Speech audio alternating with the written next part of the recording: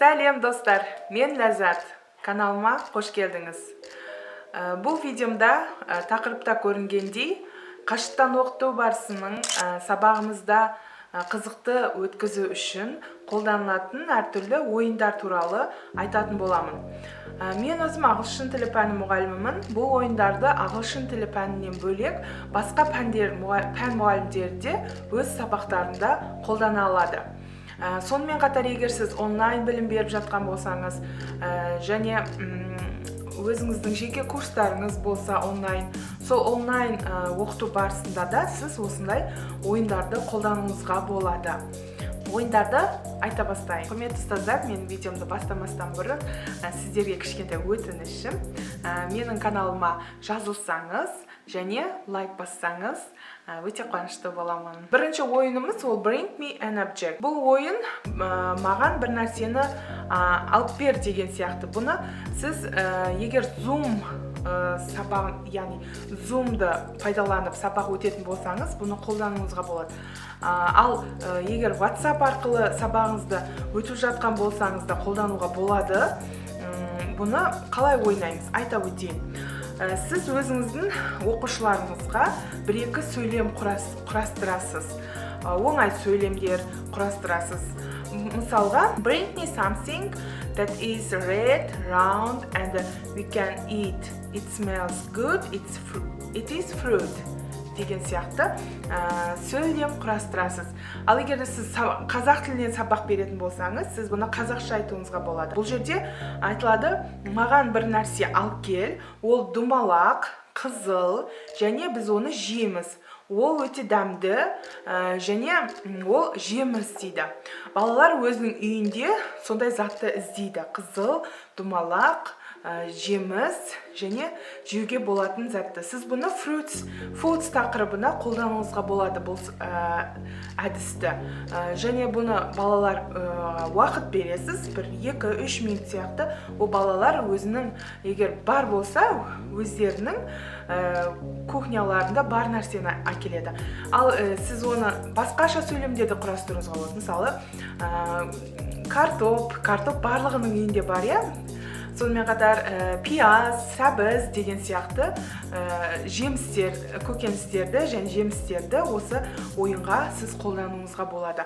Және тағы да басқа заттарға, үй ішіндегі заттарға да осы ойынды қолдануыңызға болады. Мысалы, біздің ағылшын тілінде my home деген тақырыптар бар. Әр сыныпта бұл my home тақырыбы өтіледі.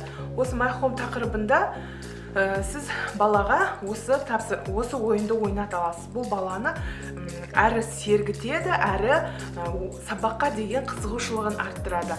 Үйіндегі бар нәрсені сізге көрсету арқылы. Мысалы, сіз my home-да, мысалы, сіз жастық әкеп бер деп сөйлем құрастыруыңызға болады. Оңай сөйлем. Сосын тағы да не бар? Үйінде қолдануға болатын утюг әкел деп көрсет деп айтуыңызға болады. Бұны бала бұл арқылы сергіп, сіздің сабағыңызға қызығушылығы артады деген ойдамын. Келесі ойынымыз ол mystery box деп аталады. Мынандай сөмке дайындауыңызға болады, немесе өзіңізде бар бір сөмкені қолдануыңызға болады. Бұл жерде сіз бұл сөмкеде не бар екенін оқушылардан сұрауыңыз керек. Оқушылар өздерінің өздерінің ойларын айту керек. Әрине бұны сабақ аясында жасайсыз. Мысалы, сіз егер мектептегі заттар немесе менің сөмкем деген тақырыпта қолданатын болсаңыз, осы сабақты қолдануға болады. Мысалы, бұл сөмкеде не бар деп айтуыңызға болады. Біреу айтады, мынандай қашы бар дейді. Біреу айтады, мынандай қалам салатын дейді.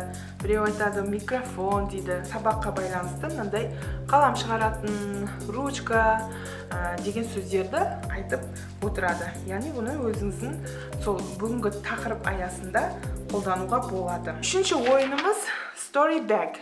Story bag дегеніміз бұл әңгімелер сөмкешесі. Бұған сіз бір кішкене қорап сумка дайындайсыз.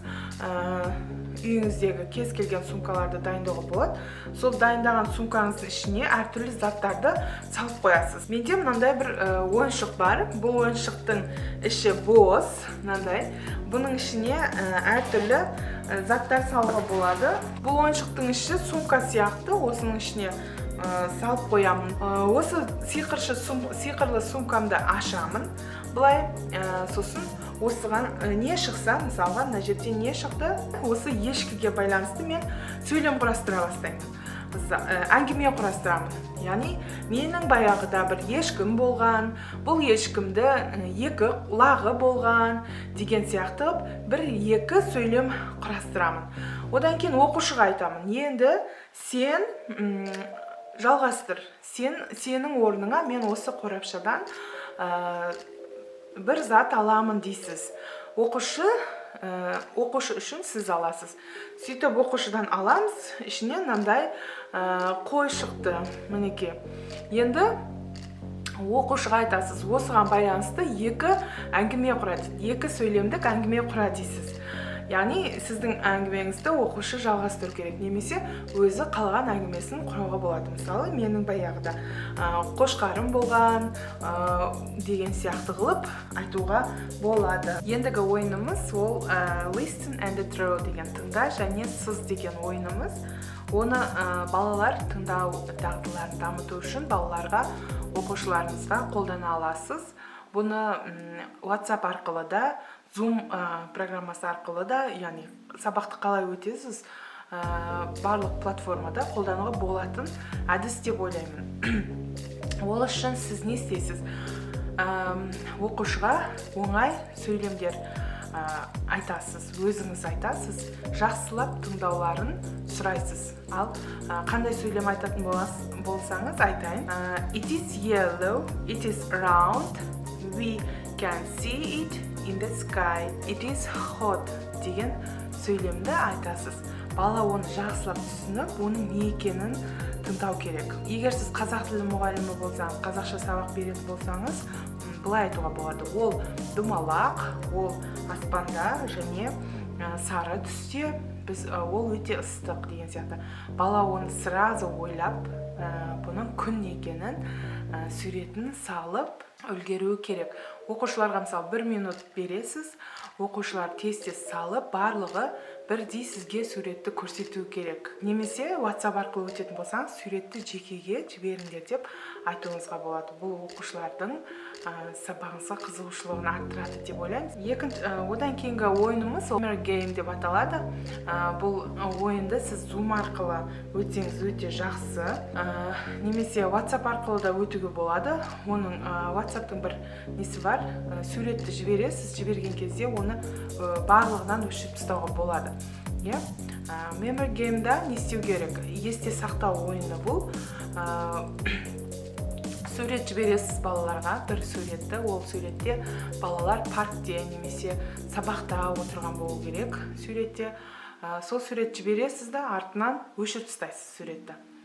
Одан кейін сұрайсыз, суретте қанша бала бар, суреттегі баланың футболкасы қандай түсте, сыныпта қанша стол бар, тақтада не жазылып тұр деген сияқты сұрақтар қоясыз. Балалар осыған есте қалғандарын сізге жауап береді. Бұл балаларға сабақты өткеннен кейін, мысалы бір сабақты өтіп боласыз ғой, содан кейін сіз қойыңызға болады, бұл ойынды ойнатуыңызға болады. Мысалы, түстер туралы сабақ өтетін болсаңыз, сол ойынды ойнатуға болады. Одан кейінгісі флеш-карт ойыны деп аталады, яғни сурет карточкалар ойыны. Ол жерде сіз балаларға әртүрлі флеш-карттарды көрсетесіз. Балалар соның не екенін табу керек. Бұл енді үлкен, сіз кішкентайын көрсетуіңізге болады. Мысалға, мындай бір сурет, бұл ненің суреті? Балаларға айтасыз, бұл не? What is it? Олар суретті айту керек. It is zebra деген сияқты қылып.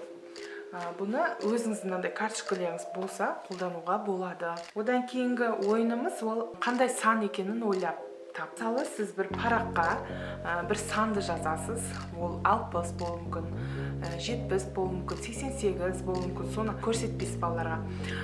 Сосын сіз айтасыз, балалар мен қандай сан жаз. Бұны сіз сандар ойынына қолдануға болады. Мысалы number сабағы бар ағылшын тілінде, сол кезде қолдануыңызға болады. Оқушылар өздерінің бір сандарын айта бастайды. 16, 15, 25 деген сияқты қылып айта бастайды. Жақындаған, мысалы 60-қа жақын қалған баланы сіз баға қоюыңызға болады. Менің саныма сен жақындадың деген сияқты қылып қызықтыруға болады. Одан кейінгісі ол virtual тур деп аталады, яғни виртуальный тур жасайсыз балаларға.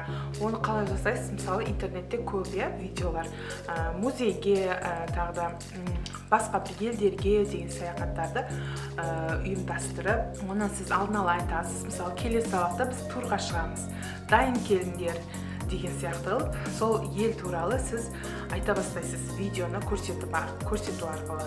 Мысалы, мына музейде мынандай қызықты нәрселер бар екен деген сияқты қылып, оқушыларды қызықтыруға болады. Одан кейінгісі day and night деп аталады. Бұл ойынды сіз антоним сөздерді өткен кезіңізде қолдануыңызға болады. Немесе балалар антоним сөздерді білетін болса, соны еске алу, соны қайталап шығу мақсатында осы ойынды істеуге болады. Ол қалай болады? Мысалы, сіз айтасыз long дейсіз. Соның антонимін айту керек бала. Тез-тез кім айтады, сол бірінші болады. Бұны әрине Zoom-да да, WhatsApp-та да ойнатуға болады деп ойлаймын. Одан кейінгі ойынымыз Charades деп аталады. Бұл жерде сіз бір кітаптың атын, немесе бір актердің атын, немесе киноның атын сіз айтпайсыз. Оқушыға соны түсіндіресіз. Мысалы, сіз бір актерді, немесе әншіні айтасыз. Ол ұзын бойлы, ол көзілдірік тағады, оның шашы ұзын, шашы сары түсте деген сияқты қылып айтасыз. Сол кезде бала осыны елестетіп сізге айту керек. Бұл актер кім екенін, өз ойын айту керек. Тағы да енді соңғысы қалды. Бұл жерде дайын программаларды қолдану арқылы сіз оқушыларға ойындар бере аласыз. Мысалы, кім миллионер болғысы келеді деген ойындар бар. Осы ойынды сіз балалармен ойнай аласыз сабақта.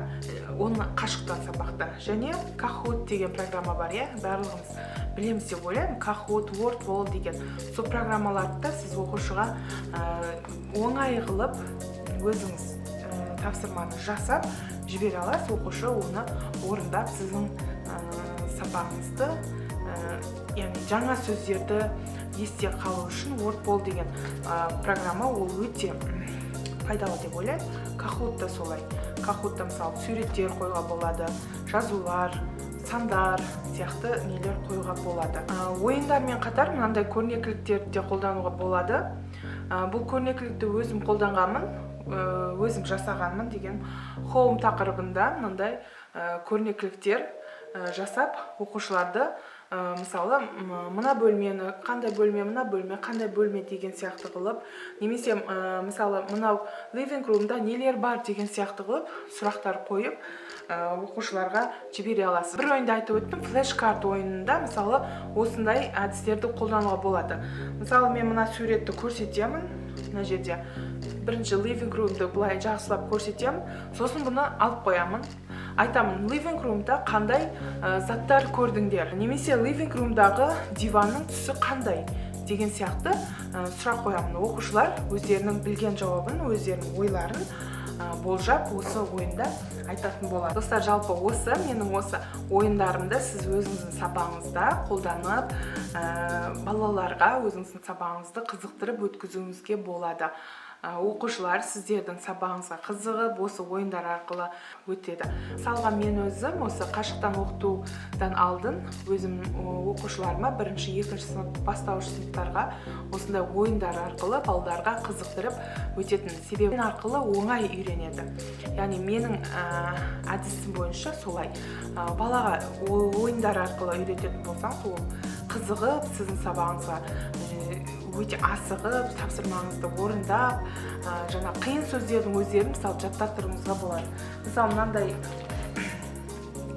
менде мынандай шеңберлердің түрлерін осылай күлкілі қылып жасап қойғанмын. Әртүрлі түрлеріне қарап, мысалға мынандай. Осыны балалар оңай осы нелерге қарап үйреніп алды осы оқушыларым. Мысалы, мыналардың барлығын оқушылар қазір өте жақсы аттарын айта алады менің оқушыларым. Сізде сол сияқты ойындар арқылы балаларға қызықты суреттер арқылы балаларға өзіңіздің сабағыңызды қызықтыра аласыз. Осымен менің видеомда аяқталды. Егер өздеріңіздің ойларыңыз немесе өзіңіздің сабағыңызда қолданылатын ойындарыңыз болса, комментарийға жазып өтсеңіз және менің осы видеома лайк басып қолдау көрсетсеңіз рахмет айтамын. Сау болыңыздар, келесі видеода көріскенше.